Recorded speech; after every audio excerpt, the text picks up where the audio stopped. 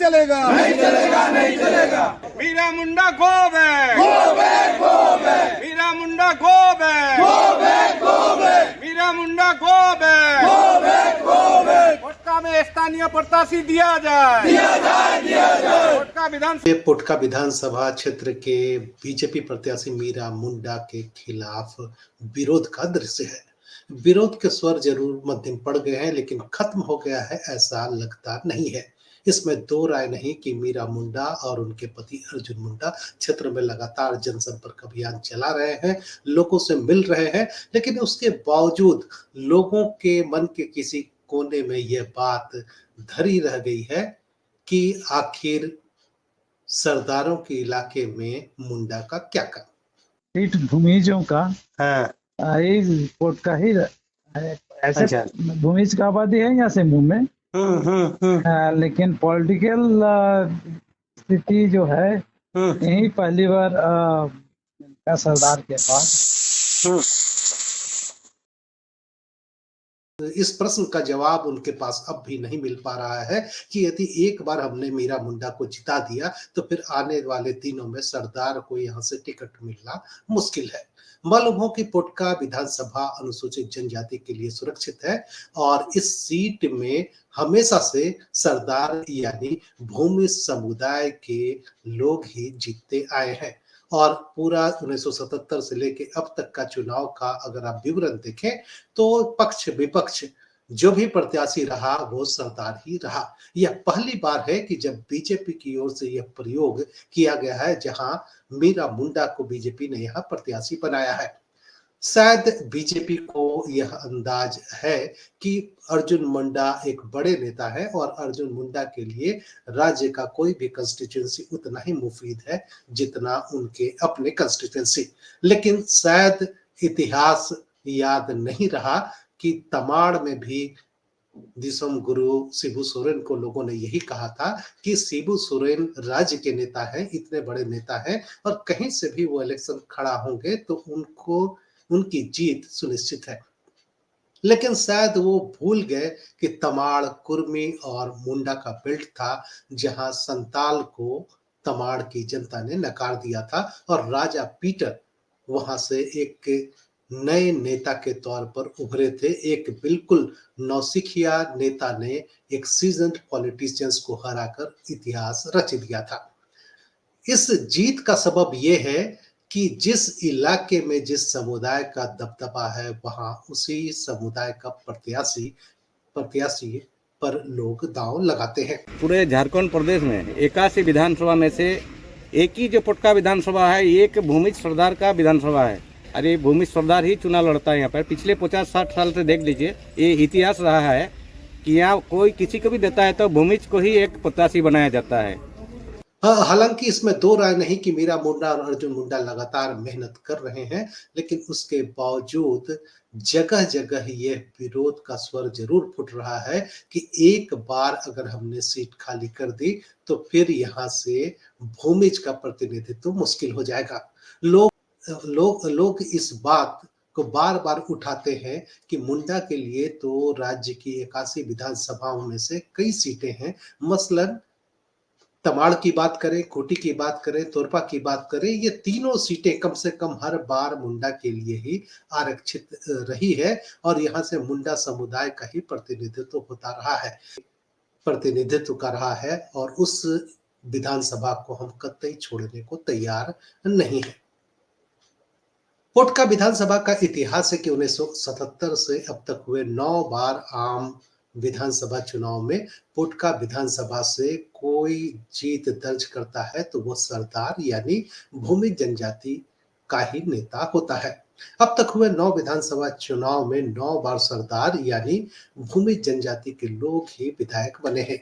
पोटका से दूसरे जनजाति के लोग जिसमें कृष्णा मार्डी ने सन 2000 में, बुद्धराम सोय 1995 में अपना हाथ आजमाया था, लेकिन सफलता मिली तो केवल सरदार यानी भूमि समुदाय के प्रतिनिधित्व को ही।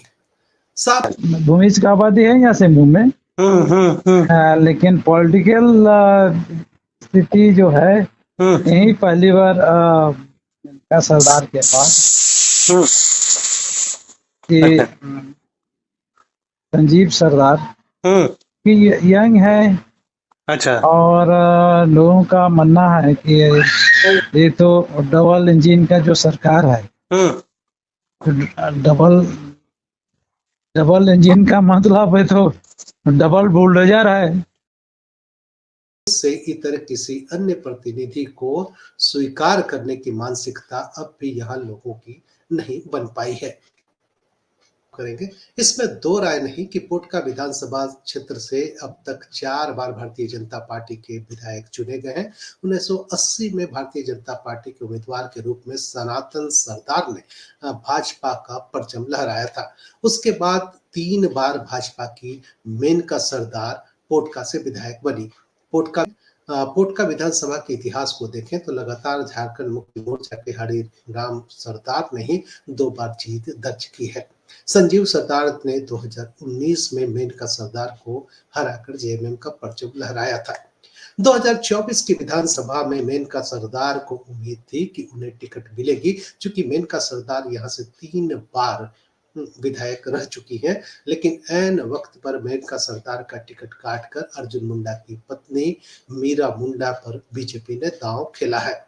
मीरा मुंडा को टिकट दिए जाने से मेनका सरदार बेहद खफा थी और उन्होंने पार्टी से की प्राथमिक सदस्यता से इस्तीफा भी दे दिया था। बाद में बहुत मान मनोबल के बाद मेनका सरदार शांत हुई, लेकिन स्थानीय लोगों का कहना है कि मेनका सरदार भले शांत हो गई है और पार्टी के अनुशासन के बाहर नहीं जा रही है, लेकिन अब भी यहाँ के स्थानीय भूमि समुदाय इस बात से सहमत नहीं है कि किसी अन्य को अपनी सीट दी जाए। वो मानता है कि जब मुंडा देशों में भूमिज के लिए जगह नहीं है तो भूमिज के इलाके में मुंडा के लिए जगह क्यों निकाला जाए। और 81 सीट में एकमात्र यही सीट है जो भूमि समुदाय के लिए हमेशा से सच्चा साबित हुआ है। 52 में जुगसलाई सह पोटका के नाम से 2 विधानसभा हुआ करता था, लेकिन 1957 से इसका नाम पोटका विधानसभा हो गया है। यह विधानसभा अनुसूचित जनजाति के लिए सुरक्षित था। उस वक्त झारखंड पार्टी के सुपई सोरेन विधायक चुने गए थे। उसके बाद 1962 में कांग्रेस के माझी रसराज टुडू यहां से विधायक बने। सन 1967 में पोटका विधानसभा का नाम बदलकर पटमदा विधानसभा कर दिया गया। पटमदा विधानसभा के पहले विधायक कांग्रेस के घनश्याम महतो बने थे। 1969 में घनश्याम महतो को फिर यहां से जीत हासिल हुई थी। यही नहीं, 1972 में भी घनश्याम महतो ने जीत दर्ज की थी। कहा जाए तो 3 साल लगातार घनश्याम महतो ने यहाँ का प्रतिनिधित्व किया। 1977 में पटमदा से पोटका एसटी सुरक्षित सीट बना और एसटी होने पर सनातन सरदार यहां से विधायक चुने गए। सनातन सरदार लगातार 3 बार यहां से विधायक रहे हैं, लेकिन तीनों बार अलग अलग दल से उन्होंने पोटका विधानसभा का नेतृत्व किया। 1977 में सनातन सरदार ने जनता पार्टी से, 1980 में भाजपा से और 1985 में कांग्रेस से विधायक बने। वैसे इस सीट से झारखंड मुक्ति मोर्चा भी 4 बार जीत दर्ज कर चुकी है। अगर आंकड़े देखें तो 1952 में झारखंड पार्टी के कैलाश प्रसाद, 1952 में ही झारखंड पार्टी के हरिपद सिंह, 57 में झारखंड पार्टी के सुपई सोरेन, 62 में कांग्रेस के माझी रसराज टुडू, 67 में कांग्रेस के घनश्याम महतो, 69 में कांग्रेस के घनश्याम महतो, 72 में भी घनश्याम महतो। लेकिन 1977 की जनता पार्टी की आंधी में कांग्रेस को यहाँ हार देखनी पड़ी और उनके प्रत्याशी हार गए। 77 में सनातन सरदार जनता पार्टी के उम्मीदवार के तौर पर यहाँ लड़े और उन्होंने जीत हासिल की।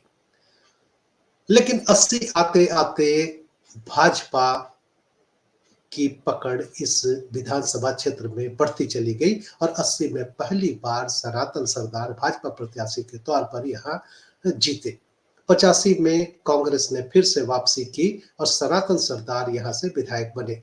90 में जेएमएम ने अपना परचम लहराया और हरिराम सरदार यहाँ से विधायक बने। जेएमएम के ही 1995 में भी हरिराम सरदार विधायक बने, लेकिन 2000 में मेनका सरदार एक महिला सशक्त महिला नेत्री के तौर पर उभार हुआ और 2000 में जब राज्य गठन से ठीक पहले जो चुनाव हुए उसमें मेनका सरदार भाजपा से विधायक चुन ली गई। 2005 में जेएमएम ने फिर से वापसी की और अमूल्य सरदार यहाँ से विधायक बने, लेकिन इसके बाद के चुनाव में अमूल्य सरदार हार गए।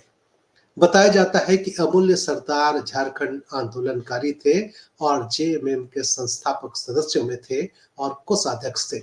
इस हार से इतनी सदमा लगी कि बाद के दिनों में दिल के दौरा पड़ने से उनका निधन हो गया।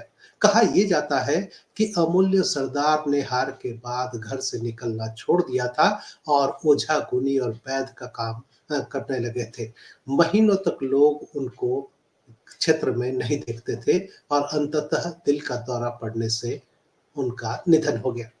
2014 में 2009 और 14 ये दोनों बार मेनका सरदार यहाँ से विधायक बनी, लेकिन 2019 में एक युवा संजीव सरदार के हाथों उनको हार देखनी पड़ी। संजीव सरदार जेएमएम के वर्तमान में विधायक है और इस बार भी वो जेएमएम के कैंडिडेट है। इस विधानसभा में मतदाताओं की संख्या 3,11,082 है, जिसमें 1,52,000 से ज्यादा पुरुष और 1,59,000 से ज्यादा महिला मतदाता हैं। और ये राज्य के उन गिने चुने निर्वाचन क्षेत्रों में है जहां पुरुषों की तुलना में महिला मतदाताओं की संख्या ज्यादा है। पोटका विधानसभा क्षेत्र की बात करें तो यहाँ आदिवासी समुदाय के भूमिज यानी सरदार उम्मीदवार सबसे ज्यादा बार जीते हैं। इनमें सनातन सरदार, मेनका सरदार, अमूल्य सरदार का नाम, हरिराम सरदार का नाम उल्लेखनीय है। यही वजह है कि सभी पार्टियां विधानसभा क्षेत्र में भूमिज उम्मीदवारों की तलाश करती है। यह विधानसभा क्षेत्र कृषि आधारित है। यह जमशेदपुर से सटे होने की वजह से ग्रामीण कृषि के इतर मौसम में मजदूरी के लिए जमशेदपुर आते हैं या वहां के एंसिलरीज या टाटा स्टील में काम करते हैं।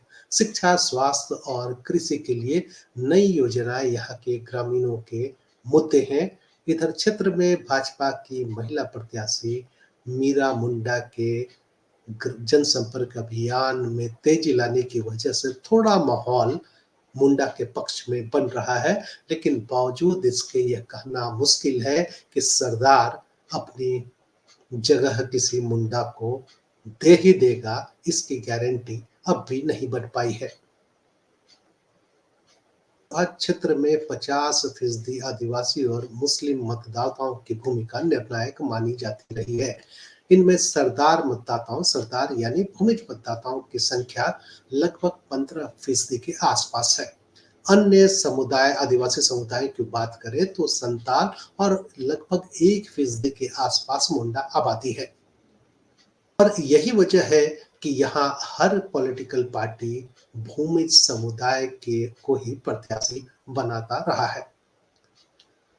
मीरा मुंडा के लिए अच्छी बात यह है कि लोकसभा 2024 के चुनाव में बीजेपी को पोटका विधानसभा क्षेत्र में बढ़त मिली थी और भाजपा प्रत्याशी विद्युत चरण महतो को करीब 12,000 ज्यादा मत मिले थे पोटका विधानसभा क्षेत्र में।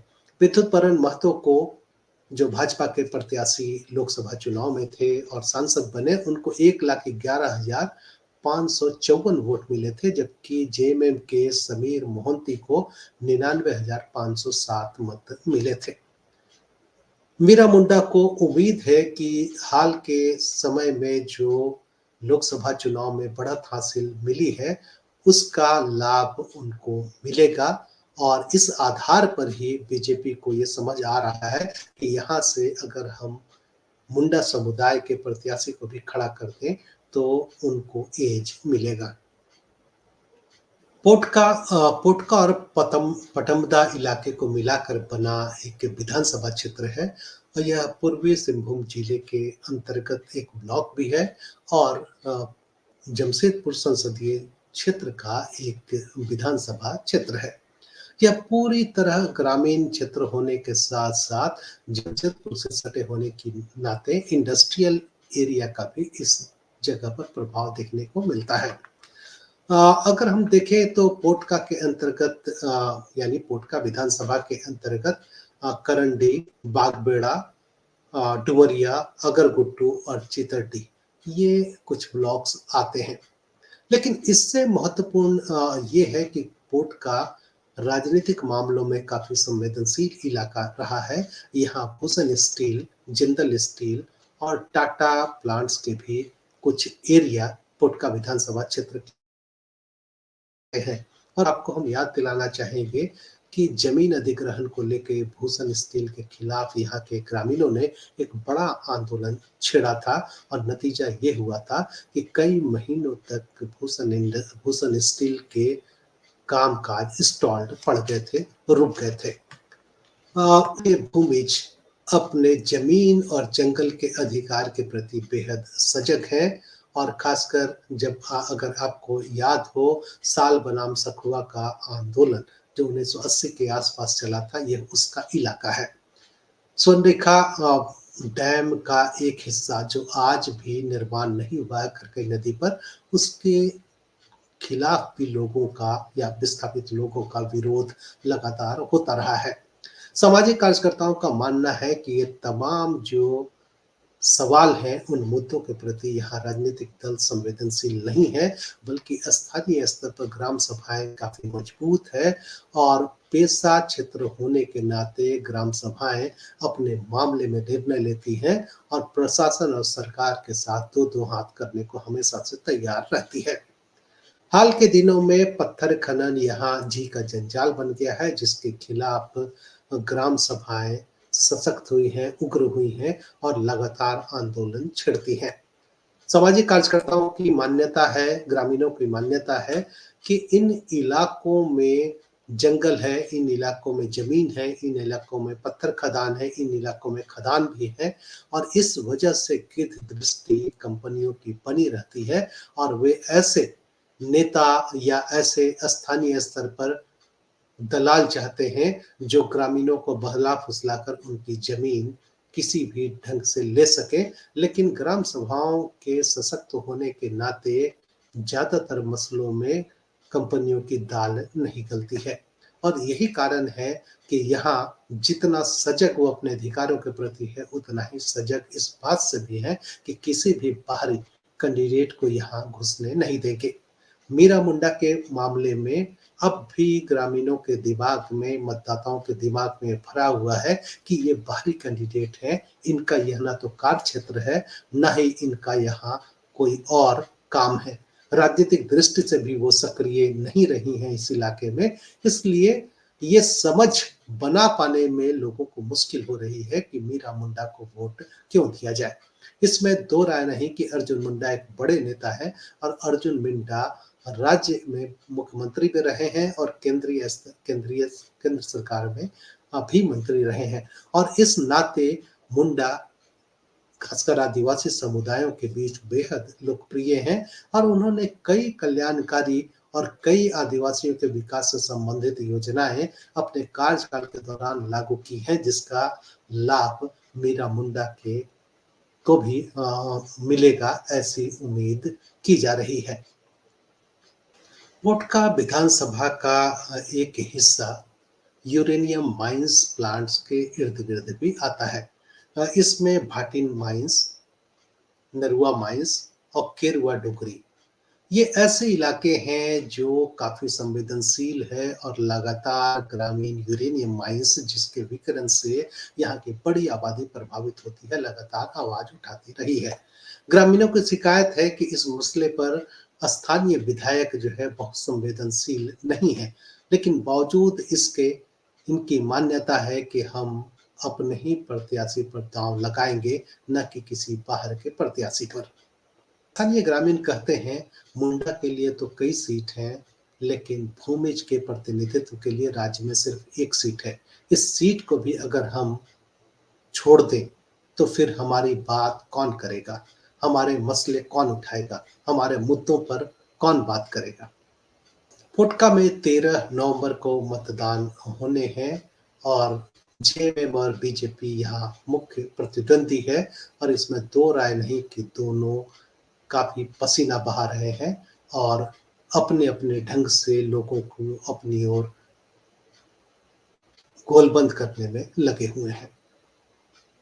लेकिन आसान नहीं है मीरा मुंडा जी के लिए पोटका फतह करना। आज के विशेष में इतना ही। यदि आपको हमारा कार्यक्रम पसंद आए तो आप लाइक करें, शेयर करें और आपने हमारा चैनल अभी तक सब्सक्राइब नहीं किया है तो कृपया सब्सक्राइब करें। धन्यवाद।